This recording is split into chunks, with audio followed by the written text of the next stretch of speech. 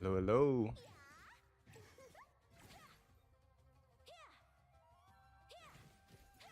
Right, we are at day 3 of the IKL Spring Season 2026. This is going to be our second series of the day, and this is Dominator Esports against OG. So we're waiting for NOTAIL to come onto the Discord, and then we will get started. In the meantime, I believe you guys should have watched the Kagendra and Carsten's series earlier today. That was a interesting one because we actually got Wee Raw in the clash, and he was doing quite well, right? So Kagendra, as you all know, these are the past champions of IKL, current champions, of course, Bigatron by Vitality. And then today we'll take a look at DMT and really explore DMT in detail later. Hi Abe, KML is offline or online, so the players and the teams will be offline. I believe they should be in Malaysia, because this will help to solve all of the ping and network issues. I'm not sure where they'll be stationed, but I think most of the teams will be flying down to KL. And then the broadcast for us will be online, so we will all be casting from home. This season, it will be myself, Holler, Sagi, and Dash. So there will only be a total of 6 days of broadcasts for KML. This is the Honor of Kings major leagues, and once again, this is a combination of all the different leagues. So last year, for 2025, when we had the professional leagues for majors, it was Major East, Major West, and then we have WKS. Thank you for the follow, Abe. So this year, for 2026, we will merge all 3 regions together. So the East League, West League, they will come together along with WKS. So we're gonna have 3 different regions coming together for the. We will put it all together as KML. So this will be the Honor of Kings Majors League. Now, the amount of slots we haven't, or I don't think we have any information on that just yet, because we're still a little bit away from the mid-year, which is KWC. But I believe it should be maybe two slots, hopefully. We'll see. Because previously for last year in KWC, it was 16 teams, right? 16 of the best teams around the world will go and compete in the Honor of Kings World Cup. Now, this is the global version, of course. And for last year KWC, we had the 2 Chinese squads, right? We had TT Gaming, TTG, as well as AG, right? AG Superplay. Or at that point, they were named as AGAL. So I'm not sure whether we will get the KPL teams coming into KWC again. It'll be wonderful, so we can actually get like a litmus test of how much the teams have grown in the global servers against their counterparts in the KPL. But for now, we will not talk about KPL, right? Because the focus now is on the local leagues. And we will find out what kind of strategies the teams have in store. And right now, I think at this particular part of the year, for all the teams, because a lot of teams, I would say majority of them, have gone through a huge rework, right? With the exception of teams like Boom Esports and Blacklist International, who have kept their original roster since day number 1. Or at least for the later season. This means that a lot of changes have been made, so everyone needs to kind of work on their synergy together, find out, okay, what is the best formula, right? This new player in the new lane, what are they lacking, right? What do they need help with? Is it the rotation? Is it the last hitting? Is it the team fight decision making, stuff like that? So I think at least for this first half of the year, this is where the teams will start to kind of restructure themselves. Okay, so what is it that we need to fix? And they need to do it quick, because the professional leagues across all the different regions will last probably around 4 to 5 weeks.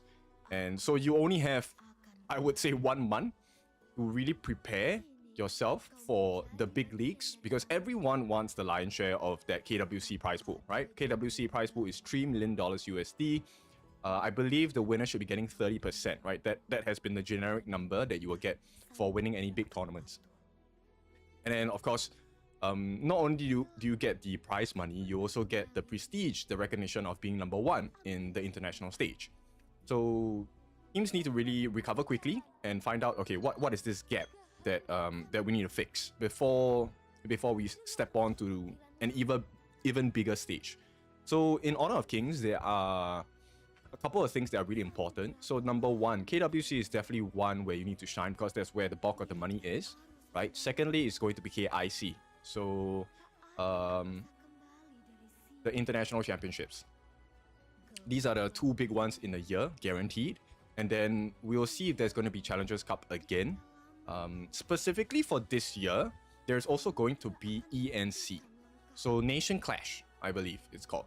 So that one's going to be really interesting because that one is national representatives. And I'm quite curious because this will be the first time that we are experiencing this, both from a talent front as well as something from the production end, right? So I'd be curious to see how this plays out. Now, we know there was news about KNC, so Nations Clash, but for now, that will not be part of the plans for now, right? We have not received any news on that. My friends from India is now excited to play HOK. One of them is the campus ambassador. Oh, okay, nice. Yeah, so I saw that. I don't have an official announcement on that, so I can't really talk about it. But if that really is the case and they're promoting in the South Asia server, that's going to be wonderful. Because like South Asia is a huge market, right? And a lot of people have been asking, like, okay, when is it coming over and stuff like that. So that will be really cool to see. Sunil, hi from YouTube. Hi, Kaloon. So, okay, so this has been an internal discussion between all of us, which is okay. I keep requesting for Tencent, like, hey, do we get like a talent match? Can we do like show matches, you know? Because I think what they do practice over in China is that they have like the streamer teams, they have the talent teams, and I think it's fun to cast and be a talent on the broadcast, but it's also nice to play, you know? And it's so huge over there, especially in the Chinese server, that even celebrities have their own teams and they go up against each other. So that is, for me, one of the hopes that you know, we get to partake in this, because that is definitely going to be a lot of fun.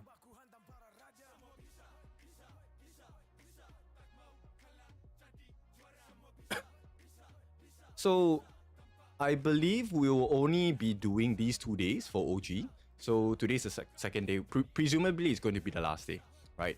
And then I will take a look at all the other regions as well. So Sagi was texting me just now, along with Holler, and they were saying SLTTDTE actually brought GK to a game number 5.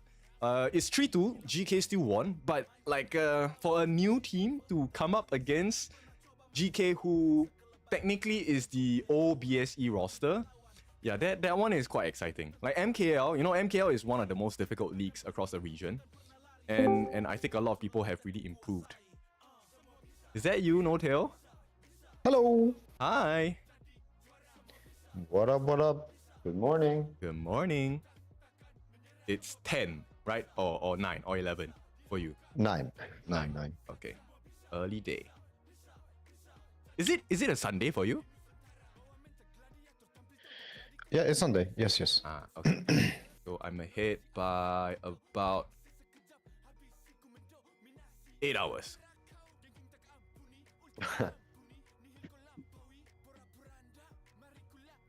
See if I can get this camera to work. And let me turn on the stream. Someone surpassed GK. No, they did not win GK, but they brought GK to a game number 5.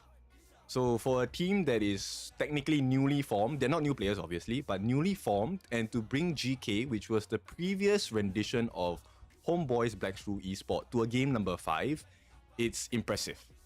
Now bear in mind, this is the early starts of a season, right? So teams are still figuring out, okay, what is the composition, what's the play style, what are the traits of the opponent teams, right, that we can capitalize on. So GK, obviously, yes, very strong team, but there are changes within their roster, right? Shishan's inside, I believe. So whenever there's a shift in players in the roster, there always needs to be a reformatting of your composition, your chemistry, your communication across the team. Because every player that comes into a new team brings their own understanding of the game with them. And sometimes these ideals clash. It's very normal in esports, right? In any competitive sport or any competition, whenever it's a team game, there will be players that come in with, you know, an ego. They'll come in with their ideals. They'll come in with, okay, you know what? This is actually the best way to execute a particular situation. So this is where maybe GK is kind of still figuring things out. Yeah. KNC, yeah, KNC will be very interesting. So you're talking about the KNC, like the Nations Clash or the Esports World Cup ENC, because they're different.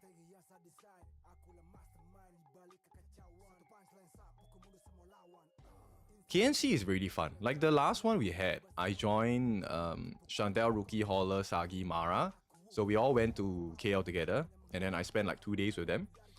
Oh, ENC, yeah, ENC is going to be exciting because that one is actual like country v country, you know.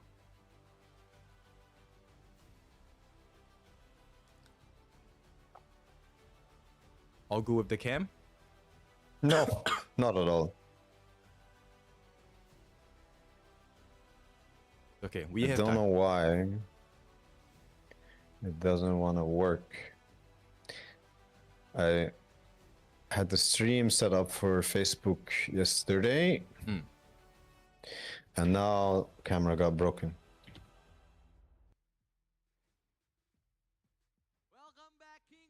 So the way that I kind of fixed that was I used Discord as my main feed. And then we did it yesterday, but I'm having different problems. Like now I don't even have my regular 4cam link. Now it's only showing me OBS virtual camera for some reason, and I didn't change any plugs. It's really weird. Virtual cam. Oh, okay. Wait, let me try and help you. I'm gonna restart Discord. I think it might have something to do with Discord. Okay. Hi, Gojo. So guys, do me a favor, help me tap, give the likes, and help me share and repost if you can. So today on IKL day number 3, we have Rookie. Rookie's on your left, and then Manamu. So Manamu's the newest talent in addition to IKL. He has come from the other parts of Tencent. So he used to be, I believe, a Valorant caster. Yeah.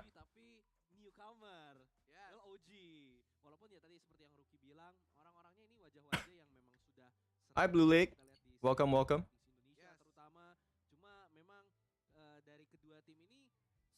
Hi, Lamer.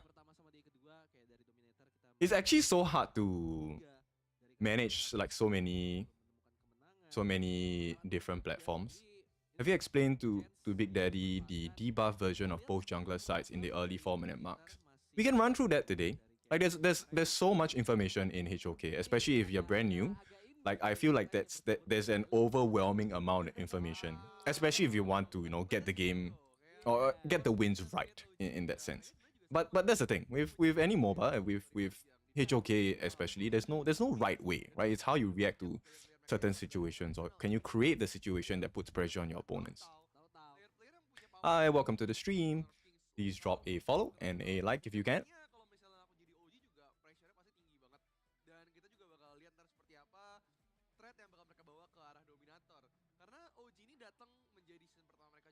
So let me put this a little bit more so that I can.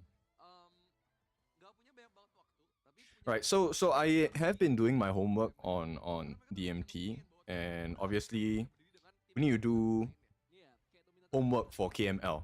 Now KML is really interesting because KML now we are mixing everyone together, right? And then obviously on everyone's mind for KML for major leagues is, okay, what happens in KML? Because Nongshim, they're showing in KIS 4, right? Honor of Kings Invitational Season 4 was phenomenal. They almost created history, right? They went all the way to the grand finals. Same situation as Invitational Season 3 against Nova. right? Grand final, best of 7. Unfortunately, did not manage to push it to game number 7 this time. But the way they executed the draft, the way they recovered from the group stages into knockout stages was impressive, to say the least. Right? And it shows, number one, YK as a coach, how creative this guy is. And it's not just about being creative, right? The coach can do only so much. He can give you the tools. But the players are the ones, the warriors on the battlefield, that will execute that composition for you. And I think what they've shown us in KIS 4 is really impressive. And I think Nongshim, you know, their previous name last year, the title they were given was Greatest Raid, right? But this year, at the start of this year for KIS 4, they were renamed into Ultimate Raid. And I feel like this Ultimate Raid is going to be super impressive in KML. And KML, we have a couple of hard hitters this time. And it, to me, is really cool because, you know, last time when we split the leagues into 3 different portions, we had Major East, Major West, and then we had WKS. So teams didn't really get to feel each other out, and they were qualified through their own respective professional leagues, right? But now that you mix everyone together, everyone gets to see different play styles, different stress, different drafts. Wow, okay. So everyone is still going for DMT against OG. Okay. But people are calling it 3-2 also. Yes. I mean, except Rookie. Okay, so let me put it. This is Rookie. Rookie is the guy on the left. And Rookie is a very good friend. So bash him if you must.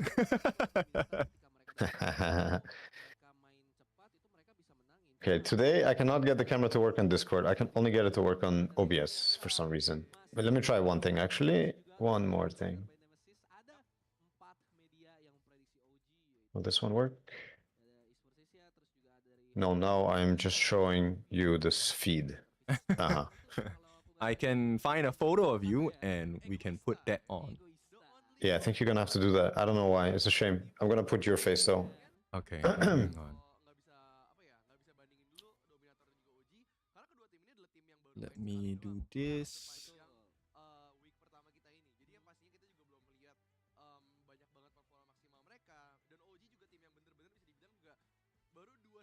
Right, you like yourself with long hair, short hair?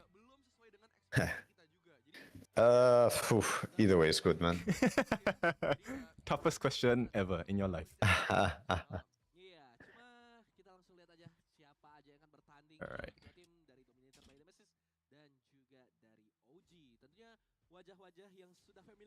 Let me try to put this in. Okay, so after I'm done with all of What was the command for editing the frame so I can crop it? Control E. On OBS, right? Yeah. Yeah, Control E.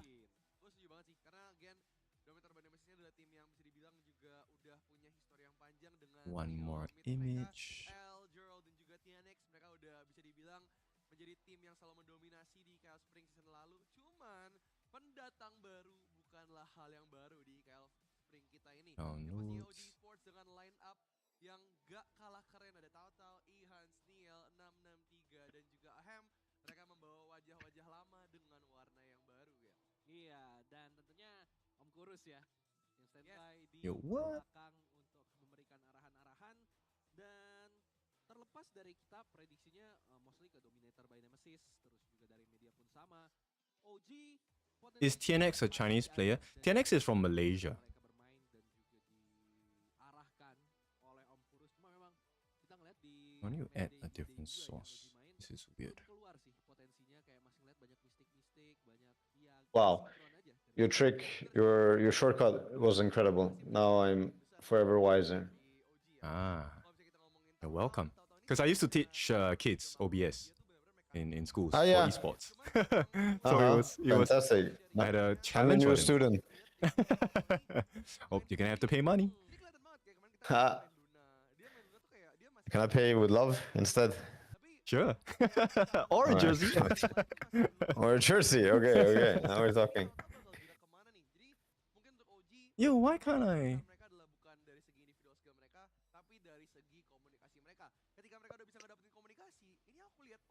It's JPEG image. Yeah, why can't I do that? Tim yang kuat dengan lineup yang kuat, cuman komunikasinya masih bisa dipoles lebih sedikit lagi. Tapi kita ada nih head to head dari Dominator by Nemesis dan juga OG Iya, dan tentunya kedua tim harus menelan 3-0 kekalahan di match day pertama masing-masing mereka. Jadi GPM juga nggak terlalu berbeda. Properties. Hero pool tentunya 15 dan win rate masih 0%. Type of file. This is a GIF file. What the hell? Terlepas siapa yang menang, tapi angkanya berapa menang dan gimana cara mereka bisa menangin. So games played 3, hero pool.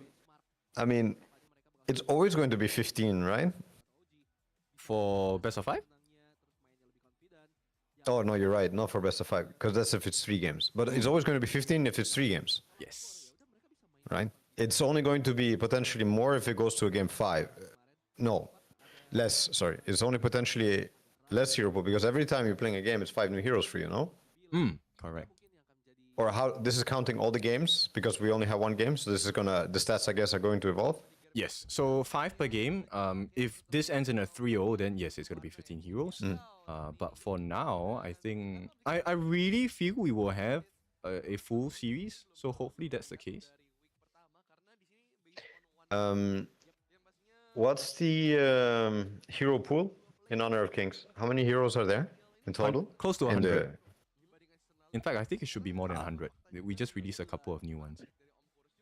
I can Google is my friend. Let's see. Honor of. I'm still trying to save your photo for some reason. It's not saving as JPEG. It's saving as JFIF. What the This hell is is that? over 110 to 125. Why is it not a AI? Work your magic. Honor of Kings, exact amount of heroes. Because there are 2 different versions of the game. So there's a Chinese version, and then there's the global version.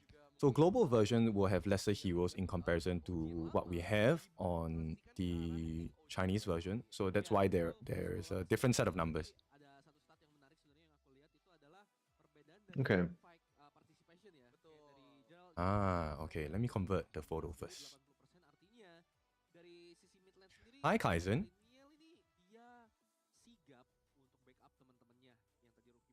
I need to quickly put your face on.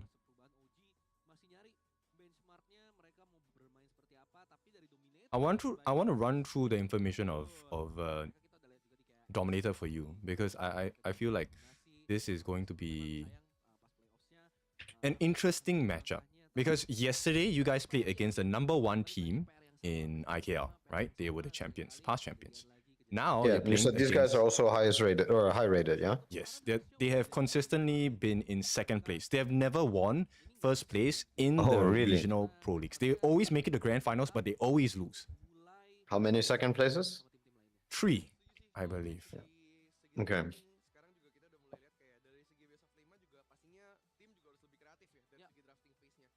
So every season is like a chance of redemption for them.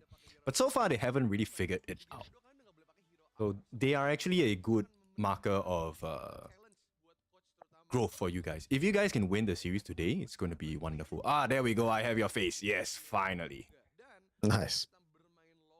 I'm going to put this here first. Put it here.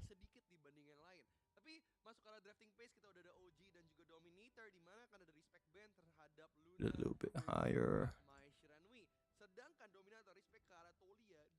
Okay, so now that I have it 1, I need to put the other one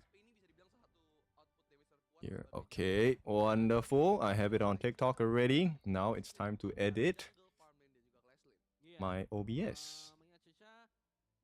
OBS. Let me add an image. Image. There we go. So how many of the heroes that we saw yesterday in our series, I guess Vitality, I forgot the second part. 15. Vitality's name. Bigatron. How many? Bigatron. How many of the same champions or heroes are we going to see today in this series that we saw yesterday? Is it going to be the same 15, you think? Or is it going to be, or how to say, same 30?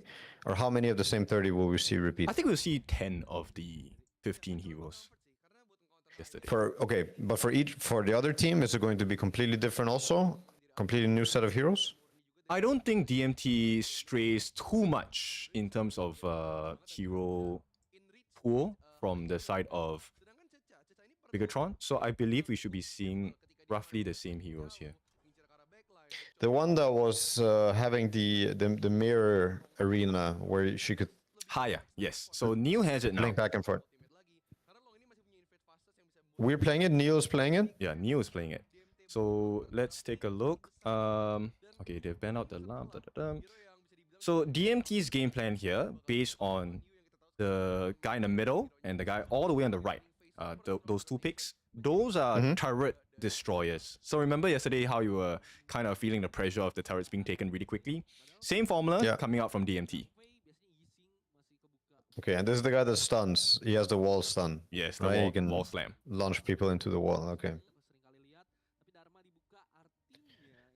Okay, so why do they take objectives fast? Why do they take the turrets fast? Is it because of some damage spells or? Their kit allows them to do so. So the guy in the middle, which is called Agudo or Wild Rider in the titles, what he does is summon a bunch of creeps.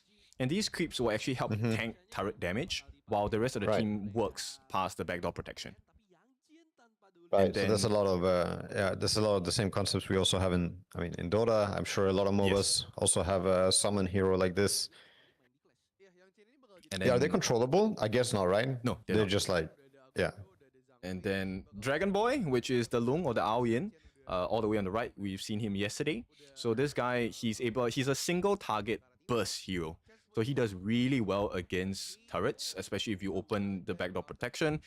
DMT have finalized with a guy called Heino, which is the Fate Turner.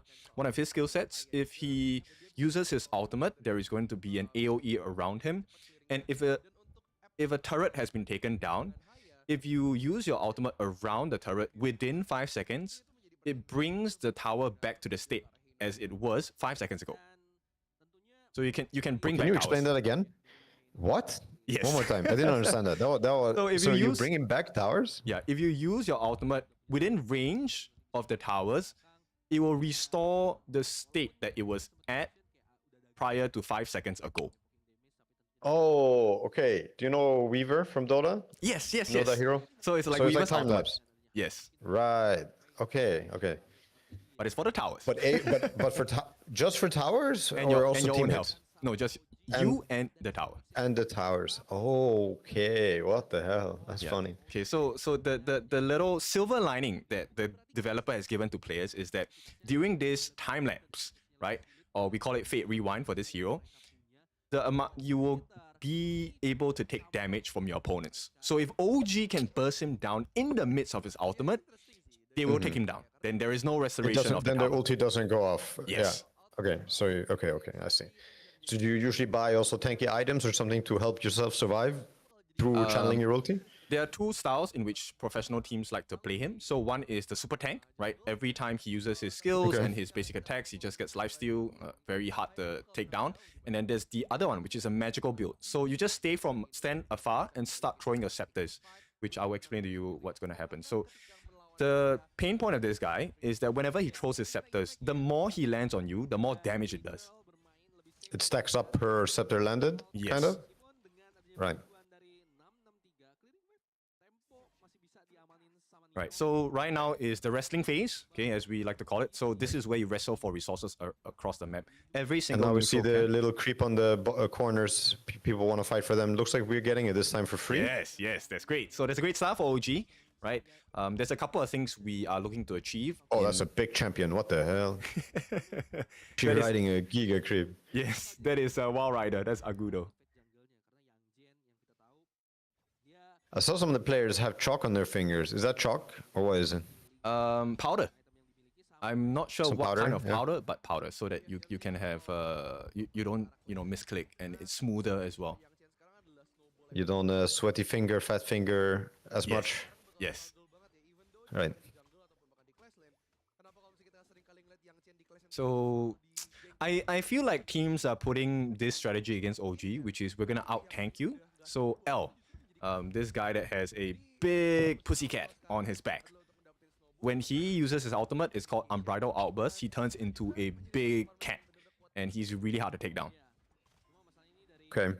Oh, and this guy launched his pet. He Yes. launched his mount. That's his Oh, it's ultimate. crazy.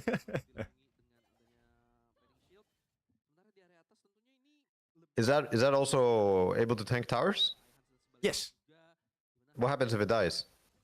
It just resets and goes back into the hero. That's all. Okay. She doesn't lose her mount for some time. Yeah. So it's a situation where OG right now needs to figure a way out to take resources away from DMT, because the later the game goes, it's going to be more and more difficult to take down relevant members on the side of DMT, right? So What do L, we have in terms of scaling fight or scaling damage into them? Like, what do we? How do we hope to solve the problem? Ahem and you have Dao Dao. So Ahem has picked up Chicha, which is the Forge Maiden. She is very adept at dealing very huge amounts of damage in a short amount of time, very high mobility as well. But in order to reach that state, she needs to land, I think, 7 to 8 auto attacks on anything. It can be minions, it can be towers, it can be heroes, but she needs to get those hits in before she can activate the ultimate. So if you look at Ahem's hero right now, there is a little signal right beside his name that goes from white to golden, and then there's a bow. Sorry. Yeah. So there are 3 different states. You want to hit the last state. That's where you have maximized value for damage as well as aggression. Oh, okay. Can we get the first blood? TNX, that's your jungler. Okay, so let me put the history of DMT to you. DMT, the uncrowned king in IKL. Okay, they have their jungler is called TNX. So TNX used to come from Team Secret. Team Secret, I believe, is an org that you have a lot of experience with. So TNX used to be a jungler for Secret, and here's one of TNX's current idols in HOK. So in the Indonesian community, he is known as Mr. Potential. So he's really great. He shows that he has mechanical skills, he has great macro skills, but he can never finish the job. So this time, if OG gives him a bad game, maybe they can start to get this first win on the board. Because DMT is currently at the bottom of the table for IKL.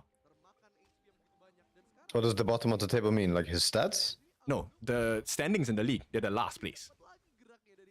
Ah, you mean the... Okay, yeah. Okay, Dao Dao has made the equivalent of a trade, and they're looking for the fight. Nice stun. I don't think they survived that, so Neil's gonna be taken down. And at this point, before so the you talked about giving TNX a bad game, but now he got first blood. Shoot. It's okay. You have Dao Dao. Trust in Dao Dao, right? And then hopefully today Ahem doesn't make the same mistake, which is to split push and not tell the team. And then hopefully we get something spectacular from him today. Yeah, I mean, these things are always... When I was working in a team in Dota, it's more or less the same concept that we're always working with. Like if a fight happens or you decide to make a move, but one of your pieces wasn't on board the idea, whose fault is it? Because to me, and I mean, I think the right way to approach these things is always like, big fight. Yeah, not yet. That's the ultimate on the Hano. Dao Dao should be done here. Not good. Okay, it's okay. It's just slightly less than 1,000 in terms of gold advantage to the side of DMT, which is not that painful for OG yet. The true pain point here is that before the 10-minute mark, if they have taken a lot more towers on the side of DMT, then this is going to cost OG. Because the split push pressure from DMT is really scary. Same thing as yesterday. Yeah. Okay, they got the catch. Oh, we're pincering. One guy coming in from behind, but they're getting numbers on us. It looks like. Dao Dao! Okay, this is the fight. This is the fight. Let's go. Finish. Combo. There we go. Lay it like a cake. That's exactly what OG needs to do. And this is a mistake that DMT will always make, which is they always overstay their welcome, right? And then yeah, you have to punish that. One second, I'm gonna fix some stream stuff. Give me 1 minute. Oh, good. Fix the Facebook stream. All right, so I'll continue on the explanation down here. So right now, the pain point for OG is that they have lost 2 towers on the bottom side of the map. So T1, T2, right? So what OG needs to do now is to fix that pain, right? So they need to trade in terms of turrets. They need to get another T2. Ideally, this should be on the opposite lane of the Overlord, right? Because once we hit that 10-minute mark, Shadow Overlord will unlock. That is the purple objective on the left-hand side of the minimap, right? The reason why you want to do that is because then you can actually apply pressure on the right-hand side of the map, which forces DMT to react, right? DMT have to answer. If you don't defend your bottom lane, then OG gets a free T3 on the right hand side of the map. If you do defend the bottom lane, OG gets an advantage at the Shadow Overlord in terms of numbers. So this is where OG needs to really be in line, in sync. They need to take this T1 on the bottom, T2 if they can, before the 10-minute mark. And the clock is ticking, so they're left with 2.5 minutes to do so. Right, and at this point, there's also a strong win condition on the side of OG coming from Neil, right? Neil with his ultimate. Okay, here they go in again. This is looking decent. Nice attempt, but the save from L is going to help them. Neil catches one off. This is going to be a 4v4, but someone needs to deal with Joe. Joe will use his ultimate at this point of time. They get rid of Tufts. That is the big wall slam guy, and he's going to be out of the fight for now. So OG survive with all 5 members. This is great. Now they have about 2 minutes to figure something out at this point. So as you guys can tell, Joe is definitely one of the big problems that OG needs to be careful with, right? Because every time Joe lands those Scepters of Fates, you can see those markers on both Neo and Ahem just now. The damage just gets more and more painful. And until they can fix, or maybe even take out Joe early parts of the fight, it's going to be a very difficult one. Because as long as Joe stays alive, that's going to be guaranteed damage for the side of DMT. But OG have done well for themselves. They have taken this second Tyrant of the game. This is pre-10 minutes, so this is just the basic Tyrant, nothing too big. But it's something that can help enforce a little bit more of their will across the gorge.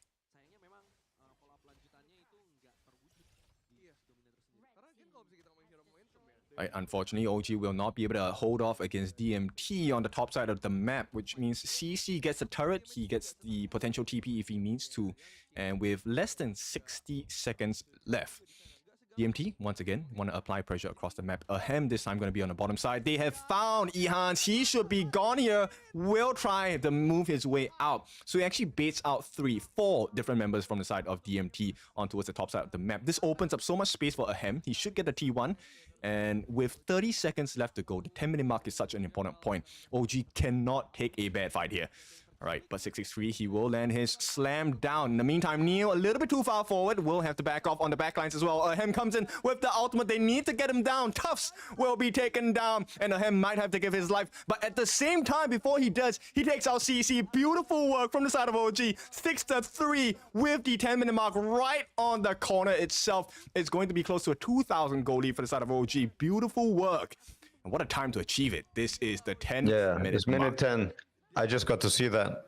So this is really crucial, right? Whenever you get kills around objectives, it's way bigger than the kills themselves, right? In this game. Yes, it is, because now you have the numbers advantage. You also have potentially the options to explore, right? What do you we're want to not do getting now? it yet. We're not getting it yet, are we? We're trying to force it, but it looks like they're fighting it. Yeah, they want to bait them in. Beautiful work. Can they finish the job though? Ihan chasing in onto 3. Can they get the finish? New as well coming in. Nice knock up from the backlines. TNX will be caught. He's going to be taken out. 663. He's low, but he doesn't care. Tufts tries to find his opponent. Ihan surviving, buying so much time. Ahem, he needs to come in, get the save, but numbers advantage. Ahem finishes the job. Shut down on the CC again. This is going to be a 2-on-1, but this is not good. Ahem needs to run away. The Scepters start hurting. Dao, he needs to find a way to stop this aggression. Comes in with the heals. This is his ultimate as well. Jill will be forced away. And for now, Ahem, they're looking for the finish. Dao with the last hit. Woo! Wow. There we go. OG. I don't play this game, but I could tell Dao played the shit out of him there. Yeah. So Dao's hero is the super sustain, right? When his ultimate is up, he shoots 3 lasers out, which will allow him to heal based on the number of targets that he hits, right? Normally this combination is with the embodiment of the refresher of Dolia, right? But for some reason, OG did not pick it. And this is why I like Om Cruz, right? Some of the things he does, it might seem kind of weird, but it's working out so for now. So we get both bosses, right? It looks like. Okay, so Or, the no, concept of they're taking fighting for that this. first one is to just have deterrence. You make the mistake of over-aggressing. There we go. OG. Tufts, he can't do anything. That's a killing spree for Dao Dao. Neil gets a lock-in as well. TNX, long gone. Joe will use ultimate to reset, but he is not going to do well. Dao Dao comes in for the final blow as well. And OG, oh, this is what we wanted. Okay. And now, would you say that because they're also committed to heroes that like to... I mean, you say they can place push, but they in general, in Dota, when they hero for objective, really like to work with objectives. They often, you get this, but you might lose a little bit of your potential scaling. A lot of heroes can scale into this type of strategy. Would you say that now they're really screwed because they have they've picked like minion heroes, summon heroes for objectives, and the game is like, how to say, they lost the lead? Yes. Okay, so like here's the pain point for DMT, right? So DMT, this roster itself with TNX, with CC, they are hoping to be able to get the split push going, right? And so this means in teamfight capability, they might not be as strong. They can definitely do some damage, put some pain, but that requires you to have the goal lead, right? So right now, everything is in OG's favor because number one, DMT don't have the goal advantage. Number two, they can't split push because OG keeps inviting them to fight. And you cannot ignore someone that gives you an invitation to fight, because if you do, then you're going to lose at your own game, which is the split pushing potential. Yeah. Yeah, okay. And there we go. This is the double objective take. So OG, what they have done, the reason why they have done this in such a sequence is when they take the Tyrant, the yellow objective, they get the fighting prowess, right? So they can clear waves a little bit faster. But the main point of the main advantage of having that is the fact that you actually have the fighting prowess. So you dissuade DMT from attempting for that counter trade in the objectives for the purple objective. So they cannot take that. And that would have been great for them. But right now, because OG has the advantage, they've taken both. And this is looking horrendous for DMT.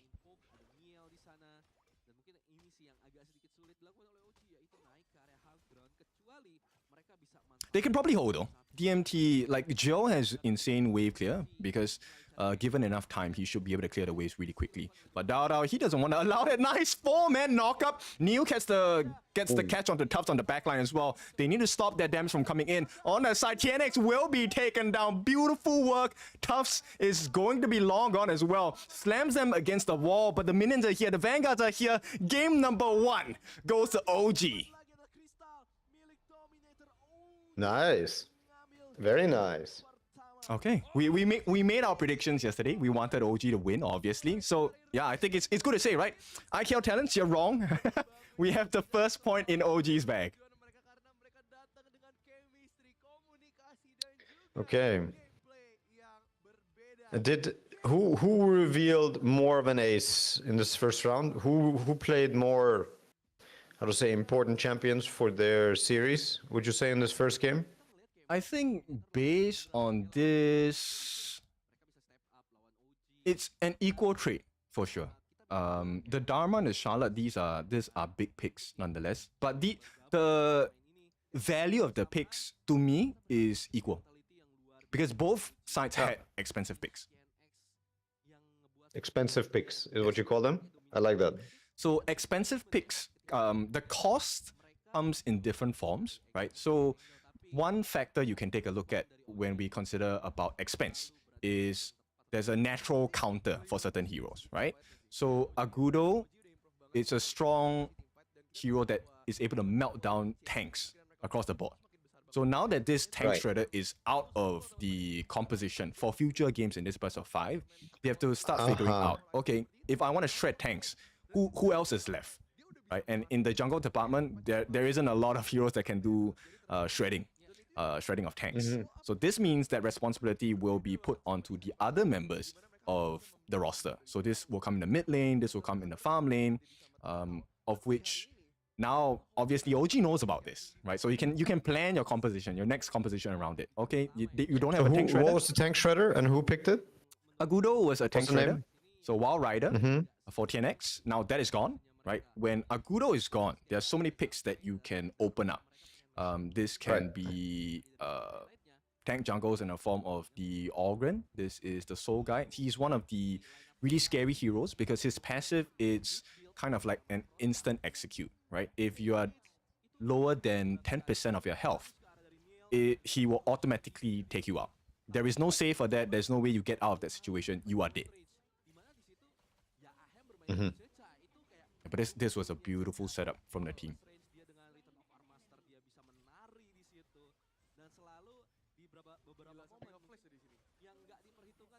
So yeah, if we talk about expensive lineup, both teams have very expensive lineups because these are the meta heroes across the board.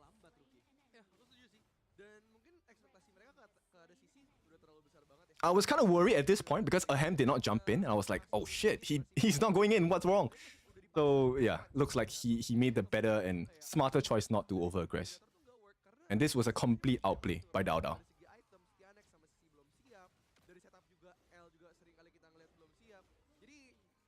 I like this little poor monkey in the neutral camp, just trying to exist.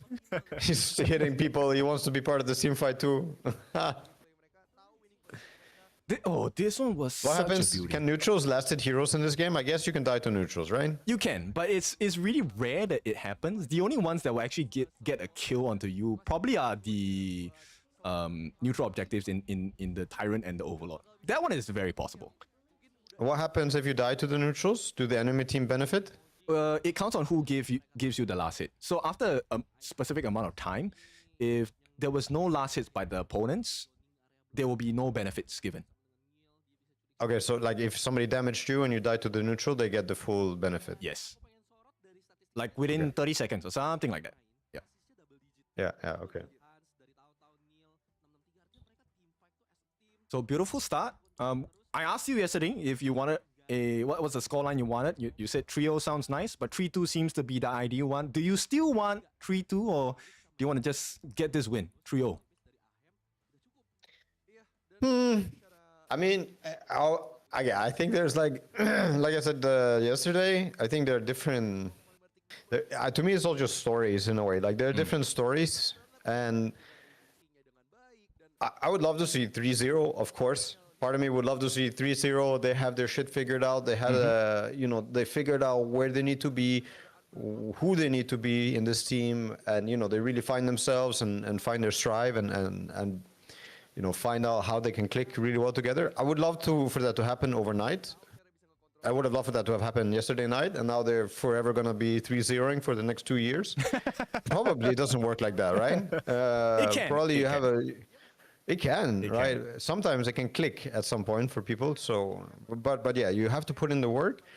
And if you start 3-0ing people, it's still just a result of how good you are, the hard work you're putting in, and also then the state of the competition, right? Yes. Like, I think that's always something to take into account. Like, you might think that you're doing really, really well, and you might be ahead of the game. But you're only ahead also because someone is not on your level or not ahead of you. And that's cool when you're there. But the day is also going to come when someone's going to beat you and get ahead of you. It's just, that's always the nature of competition, right? Yes. Nobody stays number one. It is. Continuously, year after year. It doesn't work like that. Okay, I'm not going to try and get your hopes up. But last year, one of the strongest teams in the world, if not the strongest team in the world, I don't think I'm allowed to drop the names, but for those of you that are in HOK, you know about this. We had a team that had a 27 game or series win streak. Nobody beat them for 27 games. They won the entire year. And they called it the Golden Road. Yeah, that's cool. I mean, it happens, right? It also happened in Dota. I've also been part of that in Dota. And that's also why I'm saying exactly right now that, yeah, it's nice when it's there. Yeah. And it's awesome when it clicks and it works. Part of it is also, just the fact that you're ahead of the pack. Does that mean that you're playing the perfect game?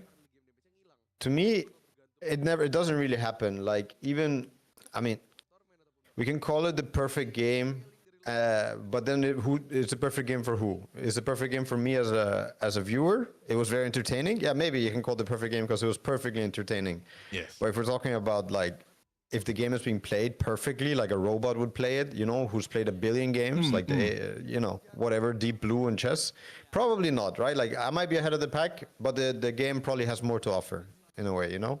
Okay. Good recovery here. Ahem. Mhm. Okay, let me give you some information now, because this was a change from last year, right? So the farm laner on your opposite side, your opponents, on the side of Dominator, he came from a growth league, so the second tier league in China, which is the #1 region at this point of time. He was champion in 2025 in the growth league, so he just got signed over this January to DMT, right? And Ahem, based on his performance last few months, hasn't been the best, right? So for him to go from what he was doing yesterday to what he's doing now, I think that's a huge step up. This is super impressive. Nice. Hi, Biggie Cheese. Welcome, welcome. Hi, Vince. All right, so I need to give you a disclaimer. So for the entire year of 2025, in the talent pool, I unfortunately have been named the curse, because every team that I have voted to win have lost. So I've made a very conscious effort not to vote today, but I'm hoping that OG will win. I don't believe in jinxing. Okay, that's great. You need to tell my colleagues that. You need to tell everyone in HOK that. Because everyone is so scared whenever I come out with a prediction. And I think I lost the last prediction event in the earlier international event this year, and I had to do a dance for it. So I hope this streak does not continue. We had one guy in Dota, it was always the same. He would tweet before tournament starts who's going to crush it. And I think sometimes he would even tweet like the top 3 or something. And it was never true. Like as in, it was far from true, right? He was always the same. Like you say the curse, he was always the curse predictor. Okay. Well, sounds a little bit too familiar. Luckily he stopped tweeting.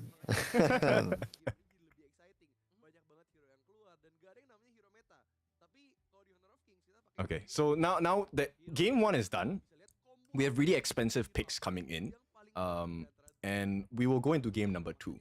Now, same storyline, right? DMT. I would think it's fair to say, okay, TNX has been called Mr. Potential in Indonesia all the way, but DMT has also been Team Potential since day number 1, right? They were always qualifying for grand finals, but at the moment that it mattered the most, they could not do it. So right now, I feel like OG has a huge advantage, because when OG gets a lead, regardless of what team compositions you've had since 2025, when you guys entered HOK, you guys always take the series.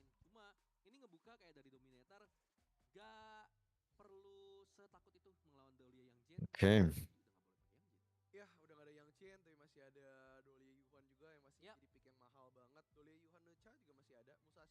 Have you had when the timer runs out in the draft, it just randomizes the pick or ban, right?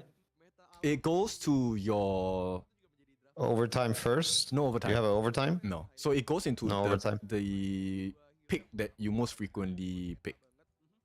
But in most cases, pick that you most frequently pick.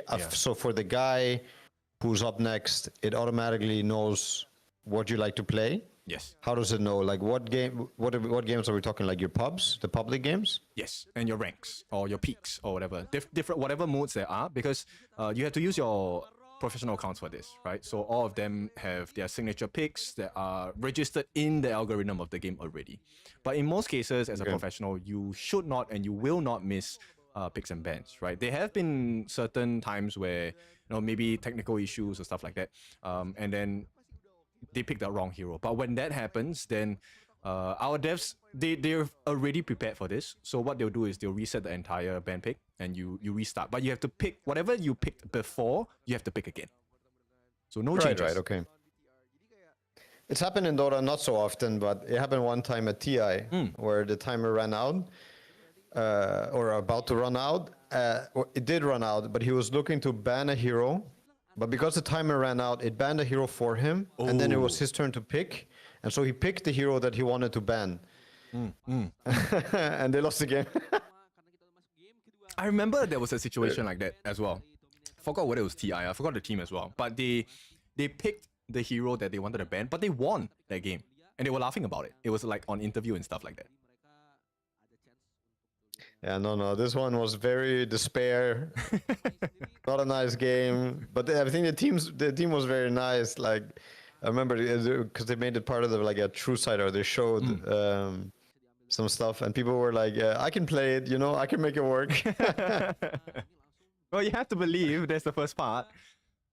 Right. I mean, no point being a whiny bitch, right? If it's already a bad situation, like, oh cannot no, make game it worse. is over. Why did you do that? Are you stupid or something? Okay. These characters I've seen also a lot yesterday. I mean, now we have the wallbanger. Yes. And I remember seeing the two characters that they picked. Not the first one, but maybe it was also there yesterday. All of these lady heroes in were red. picked yesterday, with the exception of the one that Neil just picked up. So today, this hero is called Erin. She's called the Laurel Princess. She's really good at long-range combat. She's very mobile as well. So, you know the Wind Ranger ultimate? Where you get like focus fire. Focus fire. So her ultimate operates the same way, but you have to be in range, obviously. Yeah, okay. But like it works with her auto attacks. It works with an auto attack. Yes. So the only difference between this hero and the rendition of Wind Ranger is that Wind Ranger, you pick a singular target, right? So for Erin or Laurel Princess, she just targets the closest person to her. Okay. And it will switch targets if Yes. that person moves out and someone else is there? Yes. So she can get, if I don't remember wrongly, she can get a maximum of 15 or 18 stacks. So that's 18 shots, 15 to 18 shots in a row onto a target, which almost spells instant death. Hi, Sauli. Your Kagendra game was great just now. Yeah, and she also has the potential to switch between physical and magical damage depending on her build. So she's quite a scary hero if given space. What's the admin looking at? Why is the admin on the phone? So she's the marshal. From what I understand, she's supposed to make sure that they are the actual ones picking the heroes and making decisions. Because, okay, not in our game, but in esports in general, there have been situations where someone actually got a pilot to play for them. So the marshals are there to actually see that, okay, you are actually picking. No way. Like someone joined the lobby, like in a phone game from some other phone somewhere else? Yes, so you know the one where like IT services, like they get to control your computer? Something like that. Yeah, so there was a case overseas. For other games. In fact, there was one that was, I think it was Asian Games or something like that, or Olympic Games. Someone did it. They got caught. They've been banned for life and they've been fined and jailed. Jailed? Really? Yeah. If I don't remember wrongly, he's jailed. But this was a big hoo-ha. It became a national issue. Mamma mia. Yeah, okay, Don't Women's cheat, Asia kids. game. I'm not gonna name names, but you guys should know. There we go. This is one of my favorites. So OG, this is one of Dao Dao's special, the Ogren, the guy in blue, on your right-hand side. So he is a hero that can decide between being a tank jungle or a straight-up damage demon, right? So Soul Guide. I believe Dao Dao should be going for the tank build for this one, simply because the opponent is Fade, right? Featherfoot. We've seen him yesterday. He's the guy that with the ultimate, if you drop below a certain percentage of health, he will JD-fire you and you will die. You cannot escape from it. So it's execution versus execution right now. Hi, informasi.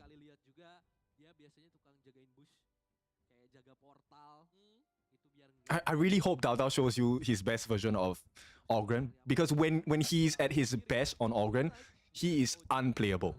You cannot beat him.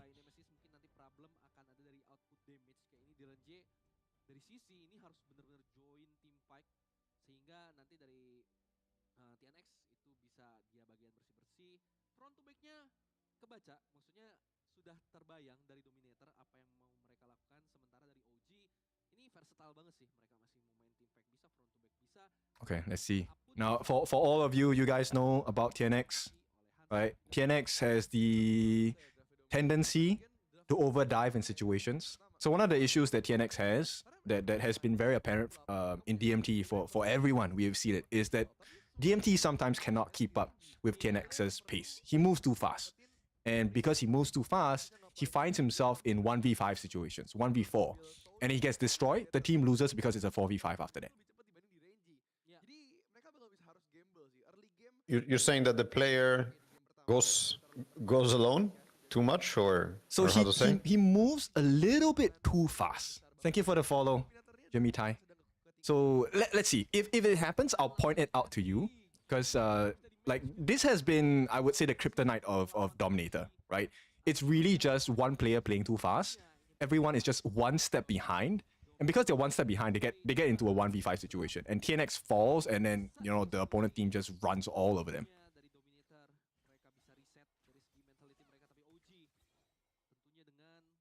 Okay, so 3v3 at the bottom. They want to secure this Firehawk at the bottom side. Because this is a fixed goal, right? Fixed gold, fixed EXP. You get it, you have the advantage. And this is a much better lineup that your team has, because 663 is able to offer a shield when he leaps onto them. Neo is able to offer heals and stuns. So it's win-win so far in the lane for the side of OG. Yeah, so last game they just gave it up. This time it looked like they were contesting a little bit, but I could see that the trade was really not good. And it seems that we got it again. And this is the one that allows you to teleport? No, teleport You is said, on the right? left-hand side. So left-hand side, Yeah, which is the but one the- that Ehans and Tufts are going at Top it. left. Yeah, top left. Yeah. I saw the little cat creature. Yes. So we call it a spriteling. And that one is called the space sprite because it opens up teleportation. Okay, here we go. Going in. Oh, nice. Okay. Little bit still not low enough for Dado to get the execution off. But this means they get a camp, right? So in HOK, I think in any mobile game, every little thing matters. So for every camp that you take that the opponent cannot trade back, is gold advantage for you, right? So OG is squeezed out just a little bit of gold advantage here, about 200. Nothing too crazy. But this also means they will be able to make faster rotations. And because there's a level difference now and goal difference, there is a chance to tip the scales over in the favor of OG. How does it work with XP in this game when you level up? Are you choosing spells, or is it automatically leveling up for you? Choosing your spells. So depending on what your team needs, it will. I mean, certain players will make different decisions. You don't see it in the pro scene, but you know, for the ranked games and casual games, sometimes you don't learn your ultimates. Here we go. Nice slam on the wall. They need to finish the job. Oh, she's so low. I don't think they can finish the job now. Yep.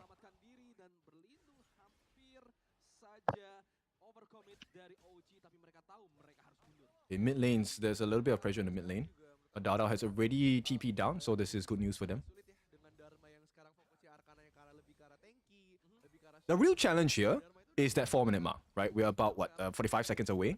So if OG is able to secure this first 4-minute Tyrant, then it puts TNX in a very bad spot, right? Because if TNX does not get an EXP or itemization lead, he cannot last in the fight. He's going to get bursted down.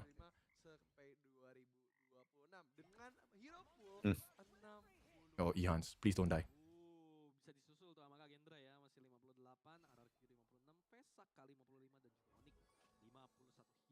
Right, so the fun fact that they have at the bottom, well, I do not understand Indonesian. Based on the year of 2025 coming into 2026, DMT have played over 60 different heroes in their games.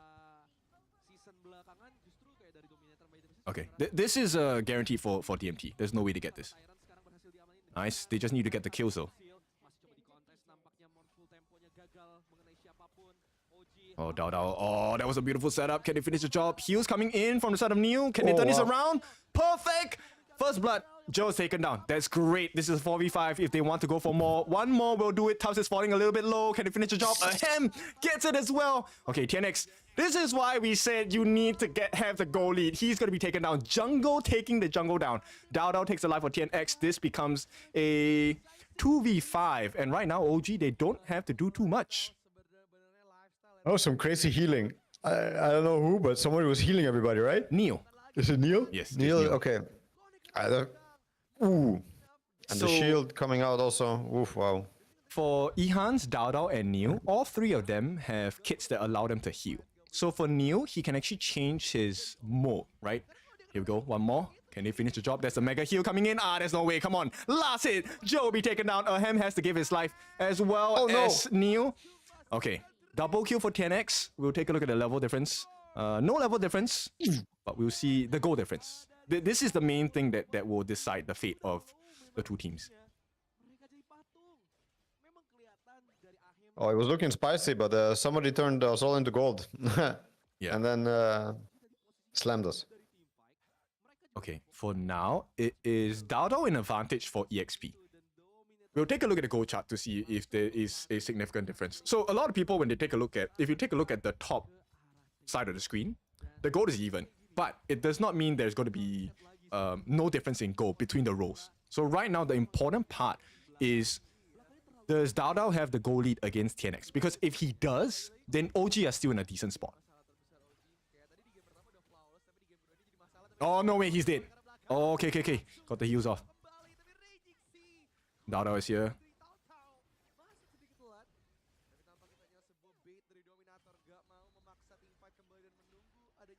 OG needs to take a tower though. They have not taken a single turret. Okay.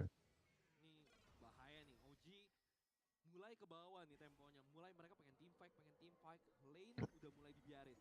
Lane bawah udah dapetin tower dari OG. Kehilangan satu tower. Sementara di area mid ini bakal di perma push sama Dominator by Nemesis. Sehingga dari OG mereka Okay, a little bit scary. DMT is starting the split push. OG needs to respawn. di atas juga di push sama CC. Perlahan ini map controlnya ini hilang loh dari OG. Dao's a little bit low. He gets a life steal. So if you take a look at Dao, every time he does that right side swipe, he gets heals. Oh, He gets life steal as well. He's fine. Oh no, we're ultimate baiting does them not hit in. him up. No, we missed. Yeah, it's okay. Dao, come on. Get rid of Tufts. CC's on the No, back is he a big line. ca- Okay, slam against the wall. But they lost Neil. There's no more heals. They should back out. No. Okay, Dao gets taken down as well. DMT's timing was great on this one. So because they win the team fight now, they also have access into the T2. So there's a free T2, and they've taken 3 turrets in comparison to the 1 that OG has taken. Ahem needs more time. Oh, this is a nightmare. For now. I don't think it's the end game yet. There's still a way for OG to come back. TNX top of the gold. So Dao is trailing by 500,000. It's not the biggest difference, but it does mean that he will have an item advantage for maybe about 2 to 3 minutes. Gila, di range GF lane ya. Iya. Itu CC doang tuh yang bisa dan ini balik ke tapi tunggu dulu di area mid. Yeah, L's timing is really good. Tapi itu 663 tentunya bukan target yang diinginkan oleh OG. Mereka udah mulai stick. The benefit here is because they create space for CC. He's able to free hit, right? And as a marksman, that's the dream. Right, they're going in. Guys, they're going in. Come on. Poking bermain di area path of passing-nya. Masih bisa kabur dari Niel, terkena poke dan lihat Tabzi. Dia udah setebal itu. They can't do it. Powernya di poke terus menerus apalagi sekarang dari Dominator by Nemesis. Mereka punya buff Tyrant yang memaksa dari OG harus mundur. Iya, di sini emang kiting bagus. Okay, TNX has... Okay, they need the heals. Oh no, it's a 4v4. They can't. Oh no. Oh, it's looking hard. Tower, help us. Come on. Oh, we look cooked. Yes. It's so difficult.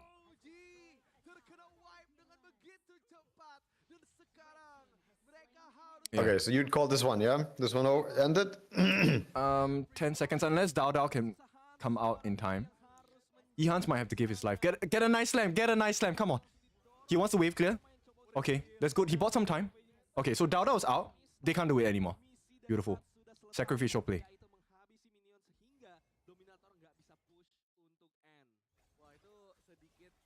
factor mungkin ya dari L ya, dia udah ngebuang flash, ngebuang regency dan nggak kena.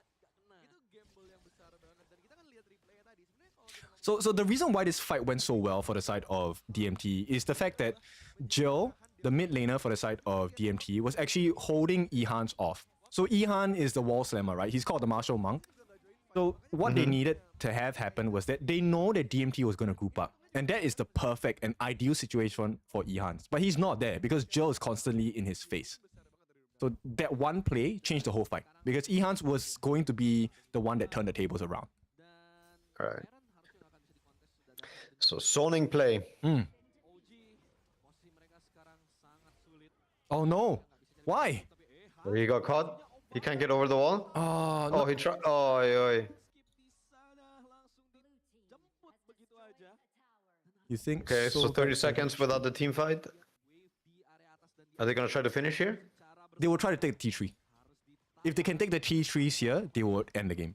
But if they can't, then they will have to wait for another wave. It's a painful situation here. There's like 50 seconds of the Tyrant buff for DMT. Ehans is out in 2 seconds, but he doesn't have ultimate. Oh no, Oh, he what? doesn't have. Uh-oh. He didn't use his ulti. That's 30 seconds without your tank. Oh no. Okay, it looks hard. Okay, they've survived, but for how long more? They can't do it. No, there's no way. Yeah, Tufts is gonna tank the turret shots. They're gonna just work through the backdoor protection. Okay, they shut down TNX, but it's not enough. There's no time. There's no time. Maybe 663. Can he save the game with his ultimate? Okay, he's gonna try. No, there's no way. There's no way. All right. Okay, so 1-1, 1-1. I think it's still within our expectations here. Yeah. Yep. We need a battle. It's okay. We can give them one game.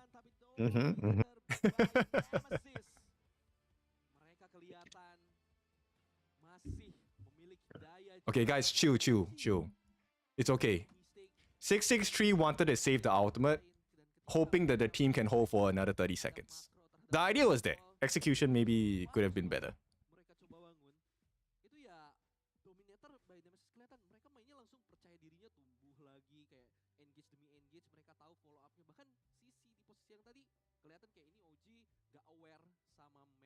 Okay, I need to ask you this because I'm very sure you have been in this situation before. So in a base defense, do you go for hero kills or do you go for wave clear? Which one's more important? Oh, and Dota, I mean, it really depends also on the... so if enemy is doing Rexes, like barracks, oftentimes backdoor protection is going to be gone because the creep wave is going to enter there. But if you can kill the wave like way outside of base, because that's what we do a lot in Dota, is like we cut the waves, so it doesn't actually get to base. Like one hero will try to kill it and TP out, like not die, or even sometimes kill it and die. It can be worth it. But if the enemy is obviously hitting the throne, like the building that if it dies, you lose, you have to go. I mean, the call is always to go for the guy dealing damage to it. There are situations where, you know, they're going to go all in on the throne to try and finish the game here. And to me, the right move is always to deal with the guy hitting the tower. You oftentimes that's just what you have to do. Okay.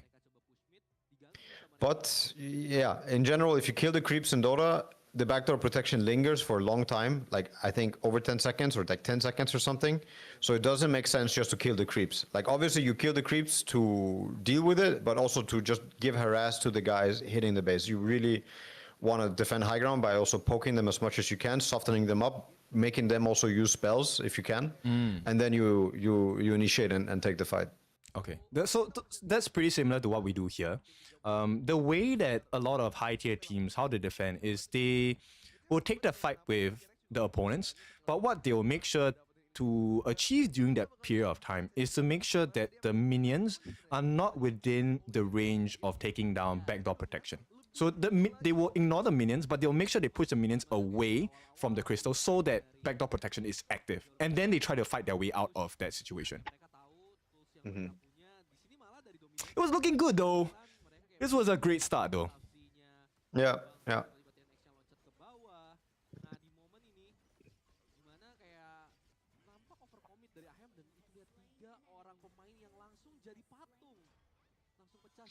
I'm gonna go make a tea, I think. I'll be right back. Okay, okay.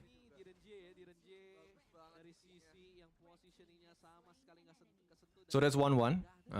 This probably was that turnaround situation, right? Because they dealt all of the right cards on the side of DMT, right? They took a nice fight. They didn't have to finish it, but they bought enough time for the minions to take the T2 at the top. And then at the same time, they won the fight. So it was a double whammy for the side of OG. And at that situation for Ehans, I think that was the best decision he could have made at that point. Because even if he got like the multi-man slam against the wall with the truth mantra, it doesn't change the fact that he wouldn't have been able to get any kills. It doesn't save the situation. So it's a smarter choice to just go for the minions instead. Hi, Jace. Tomorrow? Tomorrow for Bak Kut Teh. Actually, I haven't eaten Bak Kut Teh in a long time. I rewarded myself. So I went to exercise like last night. I went to do my standard upper half body. So dips and then pull-ups. And then I like to call it an attack post. So you know the ones that have the boxing pads. So they installed one in the park near my house. And I was just kicking the shit out of that. Yeah. So I rewarded myself with hot pot before the stream. And then because my sister had friends over yesterday and she was like, okay, they're gonna have hot pot, we're gonna buy ingredients and whatnot. And they couldn't finish the food. So I was like, okay, save it. I'm gonna eat. I'm hungry. So I had, okay, I think I'm not allowed to say brands, but yes, the H brand, right? H brand tomato-based soup with jade noodles, and tons of pork belly, enoki mushrooms, goji berries, eggs. What else was there? Beef. Yeah. Then I had coffee. I had my isotonic drinks. So tonight I think I need to exercise again.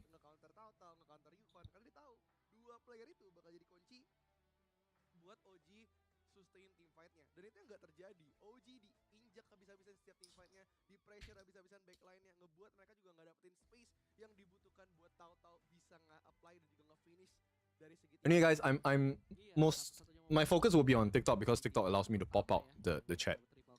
So give me some time to read. Jerry Andra, thank you.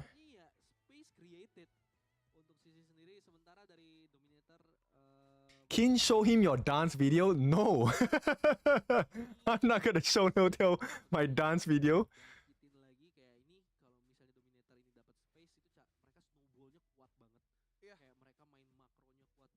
Yeah, taking good fights is very crucial in HOK. So not only just taking crucial fights, when you take it is even more important, right? Because DMT just showed you that was one of the better ways to take a team fight, especially when you have a minion wave crashing into the turrets. Because the opponents are stuck there. They have to defend against you, which means there's nobody going on to defend that wave push. Right? And then as we have seen yesterday in the form of OG, if someone chooses to commit for that defense, then you're outnumbered in the team fights. And more usually than not, if you're being outnumbered, you lose a fight.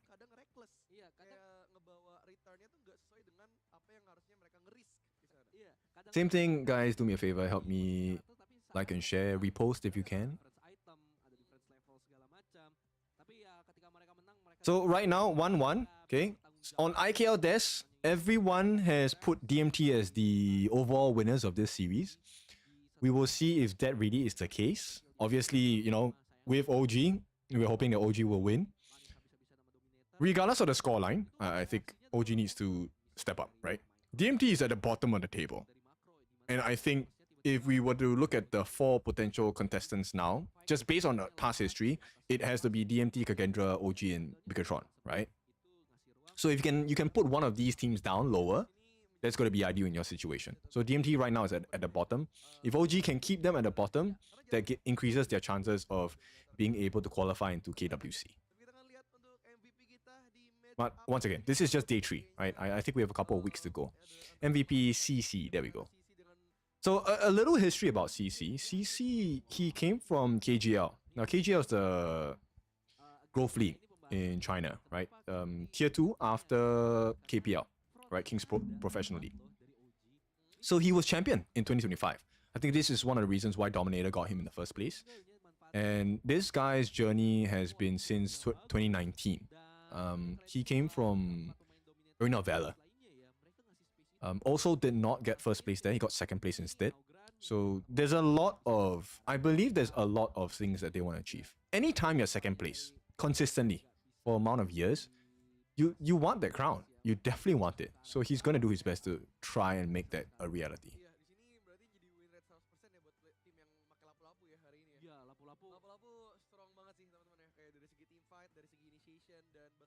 Dari segi boost checking juga, territorial blade-nya itu benar-benar bisa dipakai buat boost checking, vision making. Jadi lapu-lapu strong pick buat kalian yang pada pengen. And yesterday after like the streams, I actually had a short stream, a 5-game stream, or was it 6?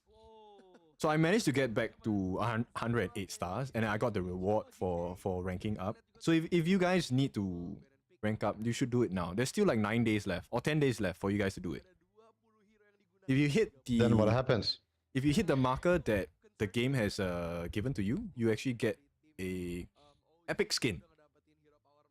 Yeah, you get to choose what skin you want. Skins are very nice in this game. And you know what, NOTAIL? I've not played Dota in years, but I think it'll be funny if I get to play with you guys. Yeah, we can play. You guys can coach There's some me. thoughts. Let me give you my history. I used to love to play Rubik, Earthshaker, Lightning Reverend, Razor. Yeah. Who else? Oh, Razor's hot right now. You'd probably enjoy. Who's the ice guy? The one that throws the big ball of ice, and then, you know, if it's past a... Ancient Apparition? Ah, yes. I used to play AA as well. I was a pause 5. A pause 5 that steals last hits. Yeah. The best kind. Tahu-tahu itu adalah Pei, sedangkan Luna adalah hero-nya Tianex. Cuman menurut aku ya, Tianex ini adalah player yang nggak pede kalau dikasih Pei. Jadi kita Okay, let's go. So game number 3. This is where teams can kind of edge ahead. This will be, winner of this goes to series point, meaning if they win one more, they will take the entire series. So OG have chosen the blue side. So whenever you lose a game in a series, you are given the option to choose which side you want. Blue side, you get prior pick, meaning you will get to ban and pick first. Red side is known as the counter pick side. So you get to see what your opponents pick and then, you know, do as accordingly. But here's the kicker. Every other team has learned that if you're on the blue side, you can actually play the counter pick strat as well. So you pick a flex hero, which means this hero either serves a purpose of, if it's in any composition, so it should be a roam, like a Dolia. You want the refresher orb, I can refresh anyone's ulti. Or you can pick a signature pick, like a Mai, a very early game pace hero, and see if, and force your opponents to steal away certain heroes that they don't want to allow you to have. Yeah, we do the same in Dota a lot. Flex picks. I mean, it's not something that I think teams were doing a lot of back in the day. And still to this day, even though there are a lot of teams and a lot of the good teams using flex picks and flex strategies, and many times it's the same heroes and same ideas. There are still teams that will pick, you know, their signature and just like you say too, you'll force the enemy to try and respond to that. And since you know the responses and you've played this game many times, it can also be advantageous to you to reveal, you know, your win condition, your winning strategy, but just how to say, dealing with the enemy counters, counter picking what the enemy is countering you with. Yeah, I like So that. I think this is like a nice development of in general MOBA strategies. Like to me, like what I really like about the game is still how you make ideas happen before you play them. Yeah, because obviously it's fun to play too, and obviously it wouldn't be a game if you didn't play. But I also like watch Dota, watch MOBAs for the sake of the theory behind it. Even if a team loses, maybe their strategy was still better, and I think that part of the game is it speaks to me a lot. Like I think that's also a big reason why I play. I fully agree. I think we're seeing, obviously, as talents, we get to see almost every game played. And then there's moments where we kind of recognize, like, actually, you know what? This strategy is wonderful. And the only difference that led them to a loss was just execution, right? You did not execute the draft well. Okay, so this is Dragon Boy, OG with the Lung, Aoyan. This is going to go into the hands of Ahem. I think Ahem has really impressed today. He's going quite quickly. And that's what we need on the side of OG. DMT. Did we see a Wall Saint yesterday? I think we did. So Wall Saint is the guy on the horse that is Kuan Yu. DMT have picked that up. He is, I would call, the fishing net, right? With his ultimate, he's able to push you around the map or around that space, which essentially means he's disabling you for a good 3 to 4 seconds.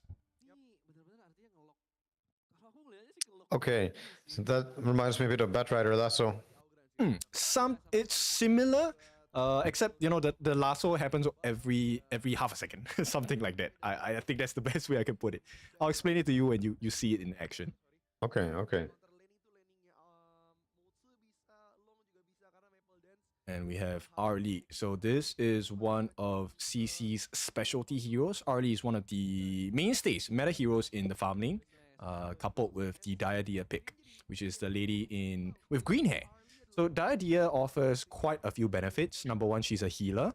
Number two, her second skill allows her to lock onto people. It's a very short time, about a second or maybe half a second or so, but that's more than enough time to lock people in place. It is considered as a stun as well, so it can disrupt abilities. And then her ultimate is a big wave of love, which heals her own teammates, but also deals damage to opponents. Oh, wow.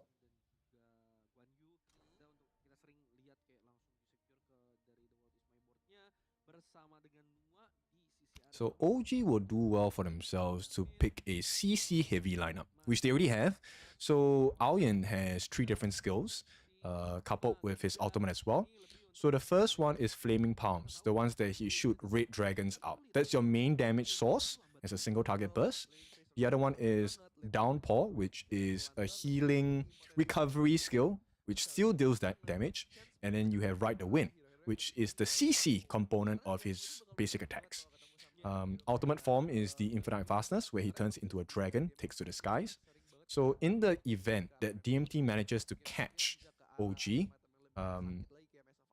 this Aoyan, this Dragon Boy pick is going to be very important in disrupting them. Dao Dao's pick, it's not a jungler, it is a roam. This is known as Peacekeeper or Mozi. He's known for his skill called Cannon Blast, so he's able to shoot Cannon Blast that stuns people, and his ultimate is called Think Inside the Box. So he will summon a box. When you're inside the box, you're going to get mini stunned every 0.5 seconds. Think inside the box, that's funny. Yes. And then, okay, so highlight play. So Dao Dao is going to play the Jing. We have already seen that yesterday. And here's one new pick that we have not seen, which is the Ambrosa, Night Plume. So Ambrosa is really special in the form where the moment she hits level 4, she gets an extra life. So if she activates her ultimate, she immediately gets a new bar of life. And if you cannot melt that bar of life down, she recovers whatever that is left. And if she does not activate her ultimate, if you kill her, she gets a free revive, a second life.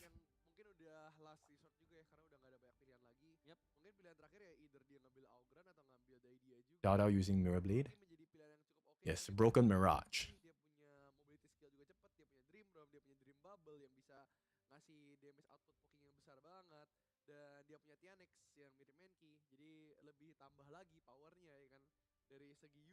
We'll see.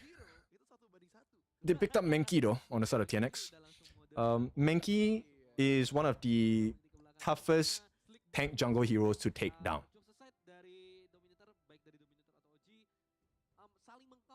He's kind of like, to me, he's kind of like Undying.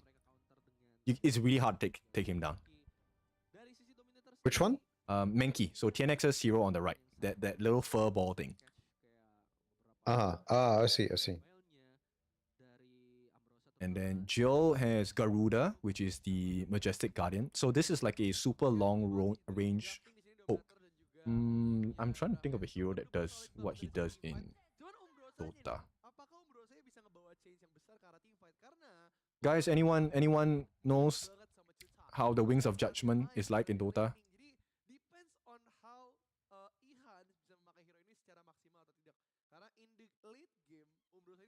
So DMT has a very long range poke composition, but this is also mirrored by OG. OG have a lot of stun lock. No, it's not Rubik. Rubik's ultimate is to steal people's ultimates or skills. Oh no, come on, what's happening? First blood. This is a lane swap, by the way. DMT, they understand that it's not the ideal matchup on the bottom side of the map. And so they have done a 3-man rotation on the top side, gotten the first blood. So this is really painful because when Ehans hits level 4, then it's going to be really hard to deal with him. So this is a perfect solution to that problem. Instead of letting them hit 4, let's kill you first. So we delay. Oh my god, this motorcycle. Yes, yes. Is that a skin? Yes. Instead of a horse? Yes. This is one of his I don't think it's called mythic skins. So you have to gacha for it.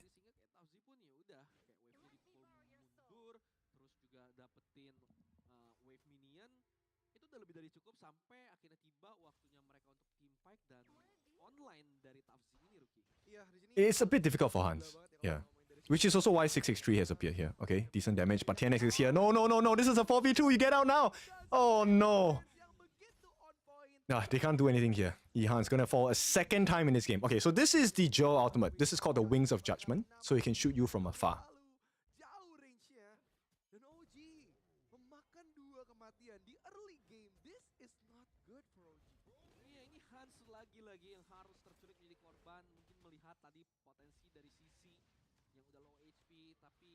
OG needs to find some value across the map. In the form of camps, in the form of the neutral objectives, anywhere.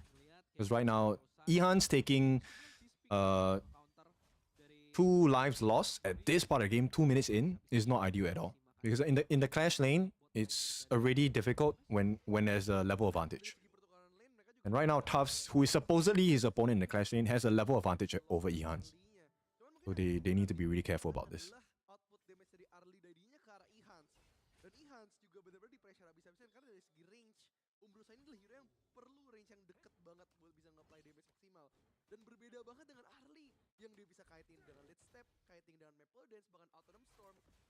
Okay, look, they keep trying it. They're going a 3-man rotation on the top. Dao Dao is going to try and help Dao Dao.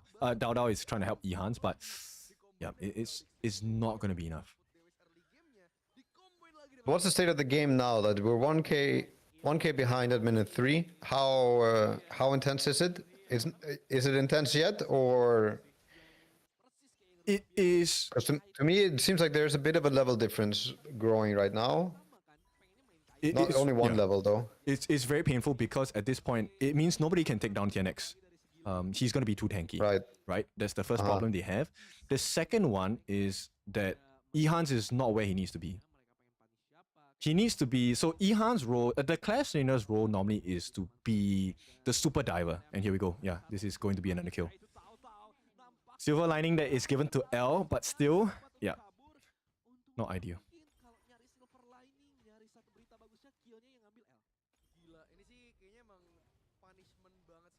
So ideally what's supposed to happen is that Ehans is going to just dive straight into the backlines and cause chaos for DMT because they have to deal with Ehans. But right now, with the fact that they have a level advantage and a gold advantage against Ehans, he cannot do anything. Diving to the back just guarantees his death. Okay, nice. They got L. No. Okay. That's the ultimate activated. Yeah, but Ehans, he can't do anything.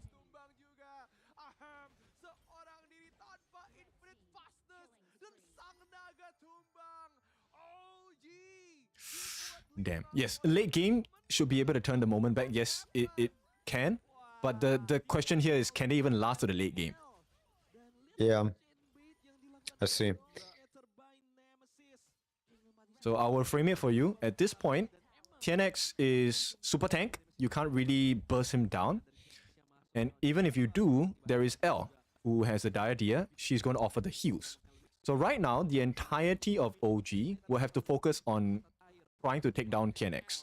In the meantime, because they're so focused on taking down TNX, that opens up space for Tufts on their motorcycle to flank them from the sides and the back, catch them all, and then CC and Joe are just going to poke everyone to death.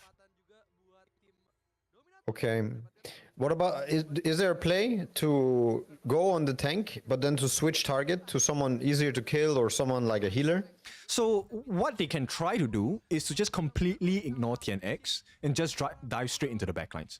Because TNX, at this point, he is still at the moment where he's just a super tank. He might not have as much damage, right? So if you can get past that front wall that they're putting in front of your faces and just get access into CC and Joe, you can turn the fight.